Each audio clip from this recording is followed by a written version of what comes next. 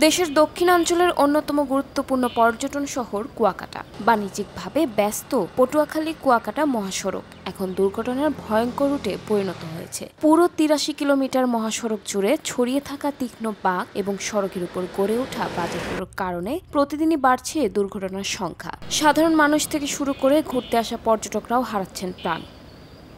সাগরকন্যা খ্যাত পটুয়াখালী-কুয়াকাটা মহাসড়ক লেবুখালী সেতু থেকে কুয়াকাটা জিরো পয়েন্ট পর্যন্ত দীর্ঘ ৮৩ কিলোমিটার এই রুট যেন দুর্ঘটনার নিত্যসঙ্গী। চলতি বছরের প্রথম ৬ মাসে ঘটেছে শতাধিক দুর্ঘটনা।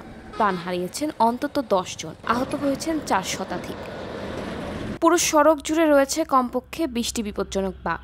পড়তে হয় মারাত্মক ঝুঁকিতে। এভাবে ঘটছে সংঘর্ষ, এমনকি মৃত্যু।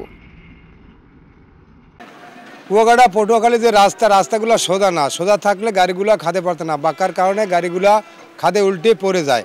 আর যেহেতু ঢাকার গাড়িগুলো তো রাত্রে বেশিরভাগ চালায়, যার ফলে গাড়িগুলো উল্টা খাদে পড়ে যায়, কিছু মানুষও মারা যায়। যদি আপনি বাঁকা নিরসন না করেন তাহলে কুয়াশার কারণে শীতের মৌসুমে গাড়ি চালাইলে আপনার দুর্ঘটনা বেশি হয়। রাস্তাকে সোজা করতে হবে, তাহলে দুর্ঘটনা থেকে আমরা বেঁচে থাকতে পারবো। কুয়াশার কারণে রাস্তা কোনটা খাদা কোনটা সেটা চিনে যাচ্ছে না, যার জন্য রাস্তা বুঝিয়ে সোজা চালাই যে তখনই গাড়ি খাদে পড়ে যায়।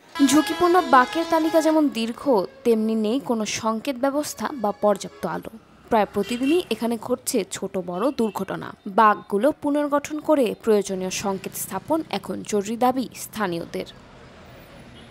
এদিকে সড়ক ও জনপথ বিভাগ জানায়, ইতোমধ্যে ঝুঁকিপূর্ণ বাঁকগুলোতে সাইন সিগন্যাল স্থাপন করা হয়েছে। ৪ লেন প্রকল্প বাস্তবায়নের পর জমি অধিগ্রহণের মাধ্যমে বাঁকগুলো সোজা করার পরিকল্পনাও রয়েছে। লেবুখালী হতে কুয়াকাটা পর্যন্ত ৮৩ কিলোমিটার সড়ক। এই সড়কটি গত অর্থ বছরে আমরা যে বাঁকগুলো আছে সেই বাঁকগুলোতে বিভিন্ন ধরনের সাইন সিগন্যালের ব্যবহার করার মাধ্যমে আমরা এগুলোকে অলরেডি আমরা কিছু কাজ করেছি নিরাপদ করার জন্য। তো সেটা আরও সামনে এই অর্থ বছরে আমরা আরও কিছু কাজ করব যেন এটা নিরাপদ করা যায়। তবে বাঁক সরলীকরণগুলোকে করতে গেলে আমাদের ৪ লেন প্রজেক্টের জন্য অপেক্ষা করতে হবে। এটা সরকারের এটা পরিকল্পনার মধ্যে আছে। আশা করি তখন এটা বাস্তবায়ন হবে।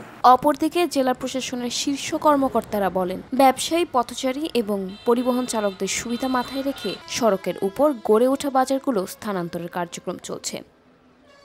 যারা বসছেন তারাও নিরাপদ থাকে, তাদের জীবন নিরাপদ হয় এবং তাদের প্রোডাক্টটাও তারা খুব সুন্দরভাবে বিক্রি করে বাসায় ফিরতে পারে তাদের খাবার দাবার নিয়ে। এবং যারা চলাচল করছে তাদেরও যেন পথে তাদের এই কার্যক্রমের জন্য বাধাগ্রস্ত না হয়, সকল বিষয়টাকে মাথায় রেখে আমরা কাজ করব।